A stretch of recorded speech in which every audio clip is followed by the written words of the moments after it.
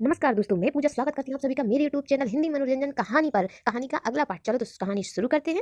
आखिर ये गुड़िया चल कैसे रही है? स्नेहा सोच में पड़ गई। वह विज्ञान की स्नातक थी, बिना किसी ऊर्जा के स्रोत के कोई खिलौना नहीं चल सकता, यह बात वह जानती थी। वह उस गुड़िया को हाथ में लेकर ध्यान से उसका चेहरा देखने लगी। उसकी गोल गोल आंखें जल्दी जल्दी चालू बंद हो रही थी। स्नेहा को उस गुड़िया की ध्वनि काफी परेशान कर रही थी, तो उसने उसे कमरे के कोने में जोर से फेंक दिया। जोर की आवाज के साथ कड़ी प्लास्टिक की बनी गुड़िया एक करकट जा गिरी और उसका एक हाथ शरीर से अलग हो गया। लेकिन उसकी आवाज बंद नहीं हुई, बल्कि और बढ़ गई। परेशान होकर स्नेहा ने जाकर उस गुड़िया को उठाया तो उसका चेहरा देखकर हैरान रह गई। उस चेहरे पर किसी सजीव इंसान की तरह पीड़ा के भाव थे और उसके टूटे हुए हाथ से रक्त चू रहा था। स्नेहा के हाथ पांव फूल गए। उसने घबराहट में गुड़िया खिड़की के बाहर उछाल दी। उसने देखते देखते वह प्लास्टिक की गुड़िया 4 मंजिला नीचे जा गिरी और तुरंत बाद एक बड़ा ट्रक उस पर से गुजर गया। स्नेहा ने झपक कर देखा तो उस गुड़िया के अवशेष छिन्न भिन्न से नीचे छितराए हुए थे। उसने चैन की सांस ली और उसका टूटा हुआ हाथ भी उठाकर नीचे फेंक दिया। फिर स्नेहा ने मोबाइल से हर किसी को फोन करके पूछा कि उसे गिफ्ट में गुड़िया किसने दी, पर किसी ने हामी नहीं भरी। स्नेहा हैरान होते हुए अपने बेड पर गई और थोड़ी देर में ही नींद के आगोश में समा गई। आधी रात को किरकिर की आवाज से स्नेहा की नींद उड़ गई। उसने कुछ देर अनसुना करने की कोशिश की, लेकिन जब आवाज बढ़ती ही गई और बर्दाश्त से बाहर हो गई तो उसकी गहरी नींद टूट गई। और जब उसे वास्तविक स्थिति